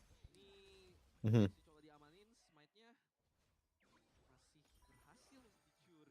Yeah, in Dota, many times when you have somebody who's hard to kill, They're fine. Wow, they're fine. that looks so silly. The cat skill set. There's bouncing stars around. So they're pushing our high ground in minute 6. Yep, not ideal. They should be able to defend this for now, but this is a pain point, right? Because if they don't close this goal gap anytime soon, and once it hits 10 minutes, DMT secured a double objective taking both Tyrant and Shadow Overlord, then I think it's a guarantee for DMT. They need to last at least until like 16, 17 minute mark. Mm-hmm. Okay, that's exactly what they need to do. Ehans, he jumps into the back lines, gets rid of Joe, so that's one pain point of poke damage gone, but they need CC as well.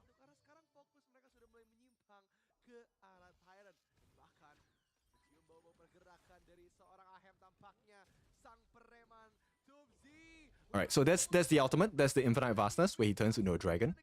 So during this period, he's invulnerable because he's untargetable.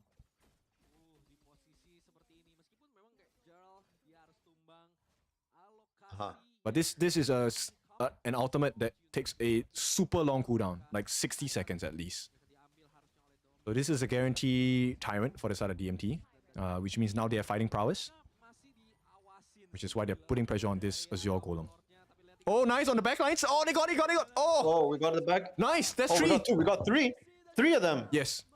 Yeah. Is that an automatic shot wheel or is that an emoji he did himself? The one on the floor now, that's automatic. The game does that for you. Oh, okay.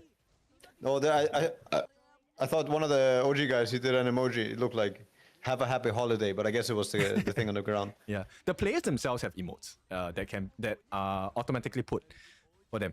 And then there are manual ones. So for now, it seems like they have just made the auto ones. But this is a great situation. And this is why OG is so scary as well. Look, 3 kills. They've taken a T1 on the mid and the bottom. T2 as well in the middle. So this evens out. Swing. Now we're almost back even, yeah. Yep. So they have done quite a bit. Okay, they have closed the goal gap to 1,000. So that is great. They have also taken the T2, so that opens up so many doors for the side of OG. They can go for different flanks now.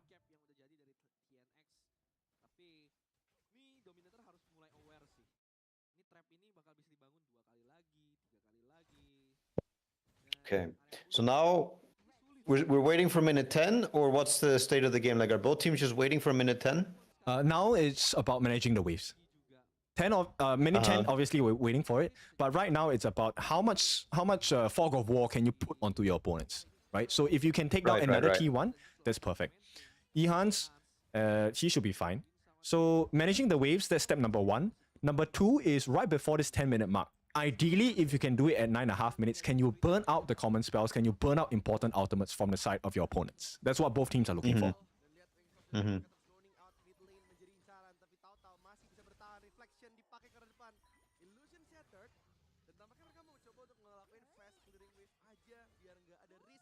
And it's very important now to play with vision. You cannot show yourself too much, which is why TNX is here, right?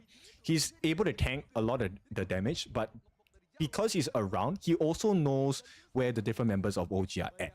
So this means DMT can make a better decision before the 10-minute mark.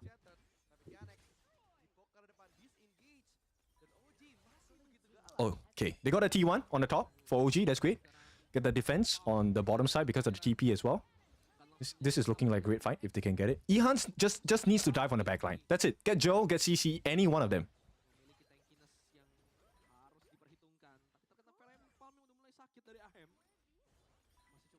Okay, Ehans works onto CC for a little bit. Okay, nice. Thinks inside the box, onto the tank. Oh no! Okay, yes. Oh, great. They got the jungler. We got him. Yes. Okay, this is beautiful. Oh, CC. Can they get him? Down. Okay, no need for greed. Chill out. Oh, Hans survived with 1 HP. Oh, nice. Oh my god. Nice flash. Beautiful as well. Okay. That was a great important play. So now there is no potential of a flank, right? Every instance of aggression from DMT has to come from the front. Joe needs to be in front of your faces. CC has to reveal himself if he wants to jump onto you.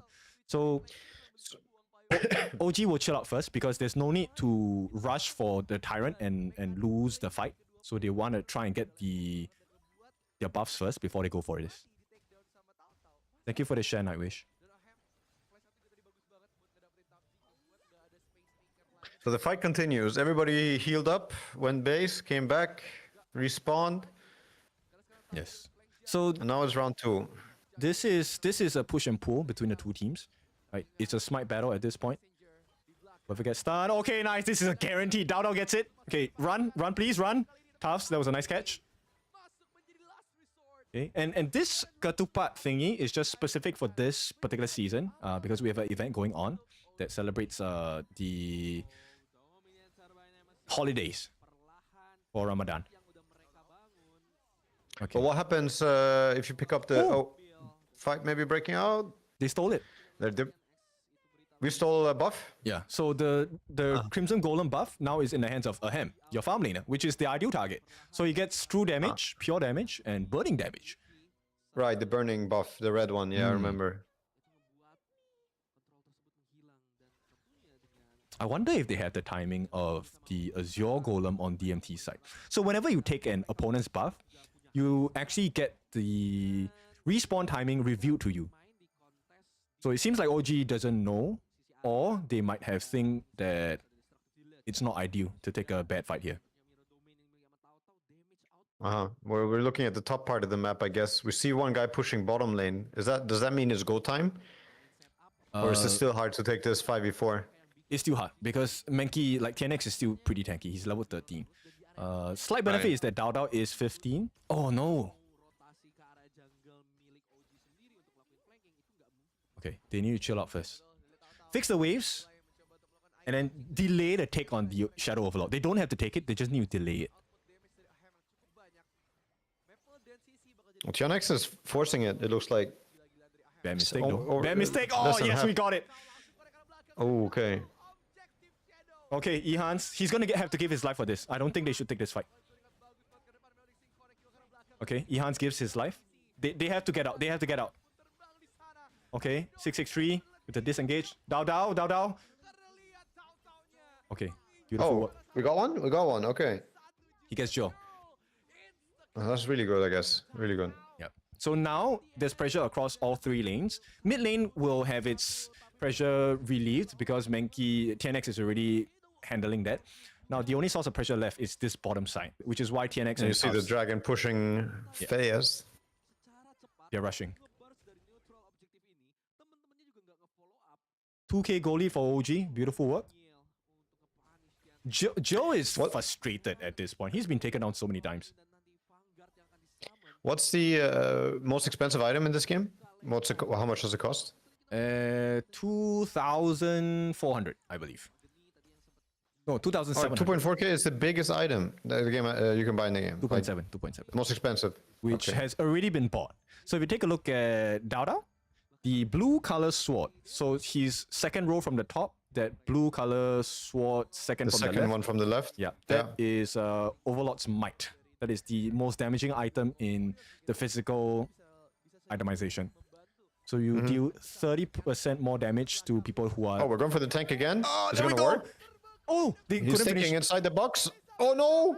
It's okay. 663 still 1 alive. HP. Yes, there we go. Okay, beautiful. Ehans dives the backline. Yeah, 2.7k. Well, now it's minute 15, but that doesn't matter. The bosses respawn depending on when they died last time or how? Yes.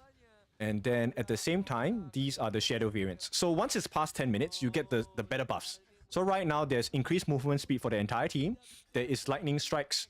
That is randomized based on your auto attacks or your skills. And essentially, you can take Is it going to be another go for us? We're going again. No, this is just a pushback. So this is just to make sure that they cannot defend and they get the backdoor protection removed so that they can take the T2 easier.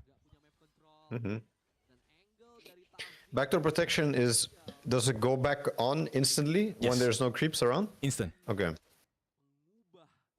Because in Dota, there's a long lingering period after creeps, even if the creeps die, the backdoor stays down for a long time. Ah, okay.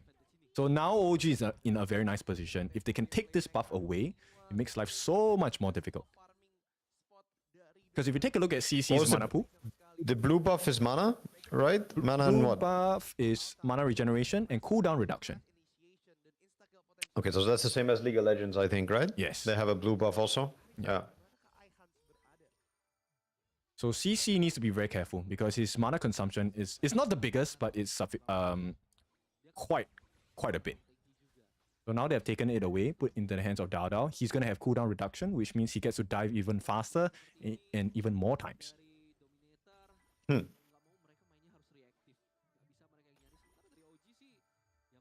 Okay, you have to be careful about Tufts, the horse rider, the war saint. Because if you take a look at his itemization, right beside his face on the right hand side of the screen, there is an armor plate.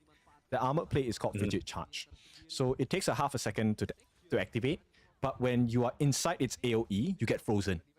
So it's a mini stun, but it could be one that changes the fight.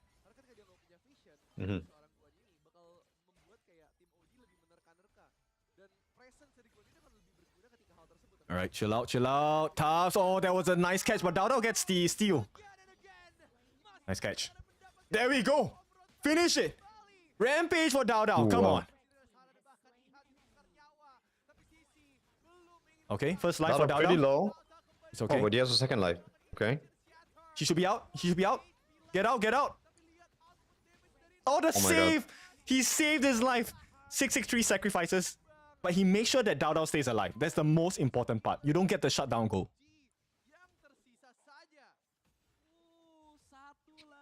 Okay, we lose 3, they lose 1, but we get the last hit. So the lanes are going to start pushing. The mid lane is pushing really hard. Is that a bigger dragon on the mid? Yes. Like bigger than so the other that's lanes? the Shadow Overlord. Uh-huh. Okay, Ahem does not have ultimate, but it's fine. Okay, they have to give away the T3 at the top, but now there is this mid lane pressure coming in. Tufts will make it on time to defend. So this is a swing back into favor for DMT. Right? Once the dust settles, lane pressure is in advantage for DMT.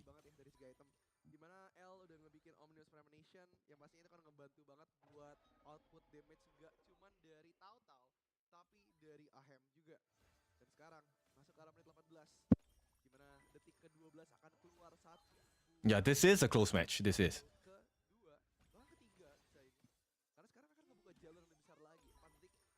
So Ehans needs to do what he did earlier in the game. He needs to jump the backline. Get rid of Joe and CC. Which means he needs to hide in the fog of war. They cannot know where Ehans is at. Okay, they're jumping in for 663, coming in first life for CC, killing spree onto Neo. Fortunate, okay. Oh no, this is not looking good at all. The heals have come in. Ooh. There is not enough.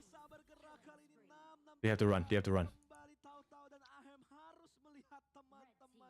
Okay, now we have to dev base, huh? Like now it's looking like they might push. Yeah, but we get a T3 on the top, so that's great. Oh, we gotta pick here. He went too far. It's a sacrificial play. They want to push us in.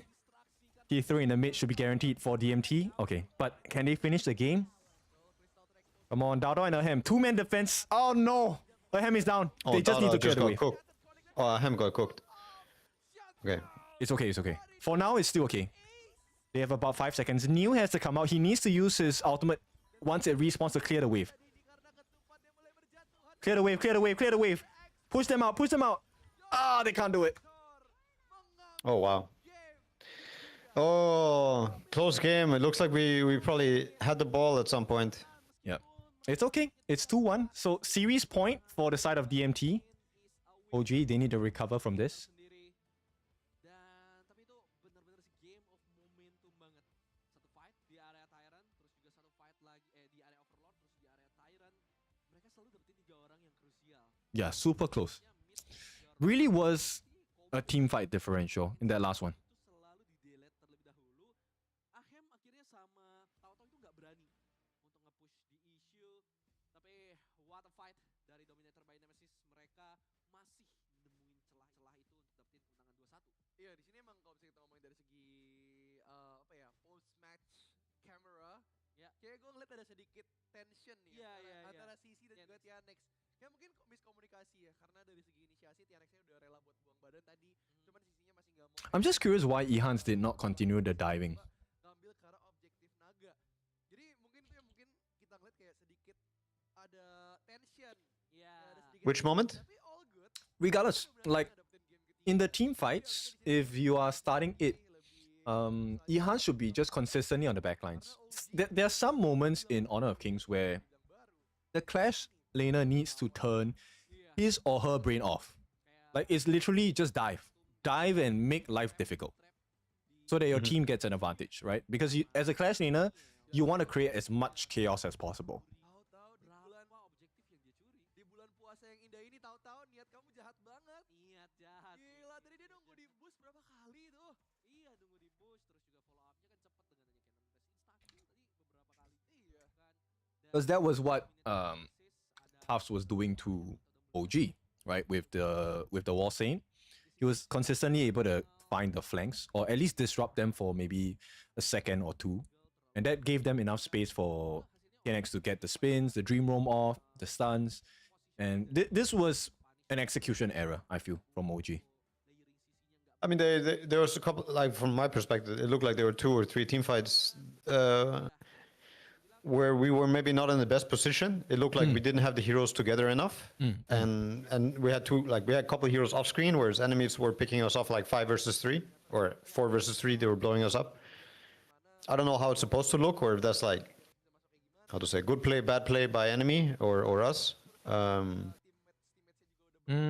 think. But when I look at, Yeah, go ahead. I was saying, when I look at these fights, it does look like when you have the 3 heroes combining spells on one, the enemies can die really, really fast. Like even when we went on the tank, I think we went 3 on 1 and we almost got him. He got away with 1 HP. So I'm guessing that the formation and like combination of spells is very, very crucial in team fights. Like if you combine the right heroes at the right time, enemies will blow up. Yes. And if you don't, it's going to be very hard if enemies do it. That's the first portion. The other portion is I feel like OG is taking fights not at the ideal time, right? So DMT, this is what I've noticed from game number 1 and now game number 2, right? Game number 3, which is DMT have figured a timing in which they take fights. Look, the waves are crashing in onto the towers. So even if they lose this fight, right, there is still a little bit of win condition available for DMT. Because the minions are still going to help them push the turrets. And this is a game of bases, right? It's about towers and crystals. So you have to get those.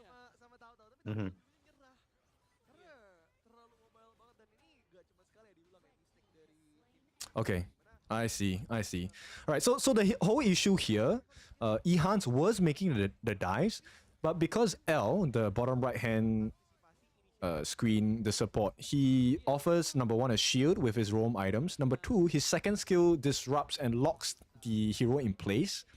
So Ehans is stuck in a position where he's consistently getting peeled by Joe and CC at the same time. So he's unable to get the kills. He gives his life. It instantly becomes a 4v5, and then yeah, they get the flank, and there is too many heals coming from L.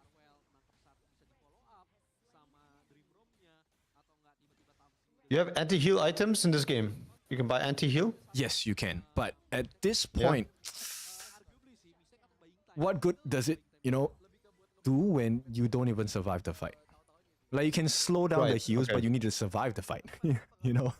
Mm-hmm, mm-hmm. bakal switching terus dan itu bakal nge-fast clear map dengan cepat banget.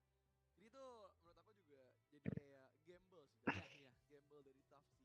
Tapi again, what a game. From Dominator dan juga OG. Dua tim yang kita kira di hari pertama belum maksimal performanya, tapi datang ke hari Yeah. kedua. Well executed by DMT. They found the big win condition that OG was looking for, which was they shut down Ehans really quickly. So they couldn't get a snowball going. Because ideally what you want to happen with OG's draft is you want Ehans as the Ambrosa or the Night Plume to get like a huge level advantage with gold. Essentially unkillable in the first 12 minutes of the game. You just consistently keep diving to the back lines so that it opens up space for your farm laner, your roams, your mid to consistently get the stuns in, and then Dowdle finishes the job by getting the kills, along with Ahem. But yeah, they figured out that, you know what, maybe if we chip off the tip of the spear, that we can get hit. It doesn't matter. It will not kill us. Mereka tahu mereka bisa mainin single target, mereka bisa mainin punish insta-killnya dengan baik juga. Cuma memang sayangnya di dua tim fight terakhir itu dari Nielnya sih. Ketika Nielnya keculik di awal, terus mereka tahu mereka nggak punya komposisi yang kuat, mereka lebih pilih untuk mundur dan hampir tempest bahkan. Iya, hampir banget tempest sudah kayak 6 detik lagi. Is there a hero with global TP in Honor of Kings? Global TP. Yes. So is this hero called Liu Bang, also known as the Dominant Ruler. So his ultimate allows him to pick a singular member on his team to TP to.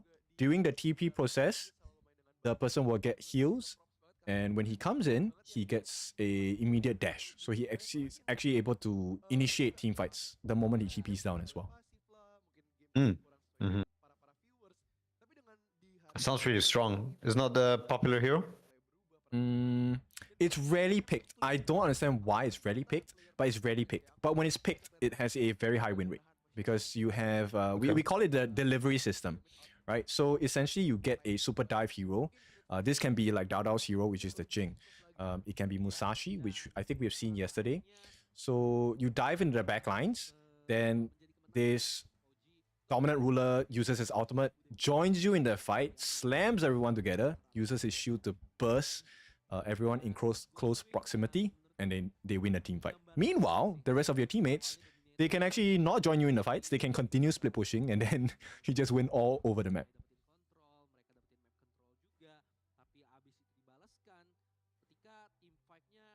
Okay, so here we were up 2.3k, it says there, and but we had gotten the lead back from 4.4k. Like we gotten the lead back from like 4k. And then you can see we threw a little bit, got it back, and then we threw it all. Yeah, it was a 6k gold recovery. So you turn it around with a 6k gold right. change, gold swing. But then, yeah, that last fight, it really came down to Ehans. So it was the downfall of Ehans because of the success of L, right? Success of L, CC, and Jewel. You get the lockdown, you get the long range poke, and you get the kills, and this transitions into numbers advantage without having to commit too many skills. So yeah, this is his specialty hero, CC, the Arlie.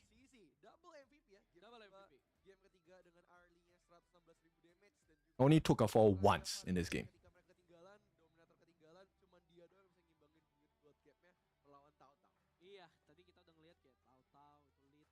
DMT is really doing really well in giving CC space. So OG needs to break that. Someone needs to keep weaving down CC's neck.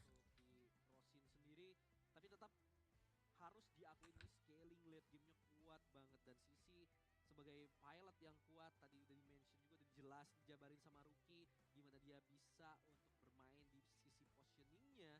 Itu yang menurut kita dan juga ya buat teman-teman yang nonton mungkin ini worth banget jadi MVP. Iya, ini emang udah dia hampir menaruh segala bentuk inisiasinya ya. Dia yang nge-poke, dia yang nge-hit, dia yang last hit, dia yang nge-push, dia yang ngambil objektif, dia yang fokus jungling, pattern farming. Kayak kelihatan banget kayak kontrol temponya, funneling goldnya, rotation juga masih bergantung sama sisi sistem. So if you guys qualify for the Kings World Cup, will you guys come to Riyadh? Mungkin dengan Menki yang mungkin bermainnya lebih frontline, lebih jadi It's in July, right? For ours, I think it's the last week of July and last week of July and the first week of August. Okay.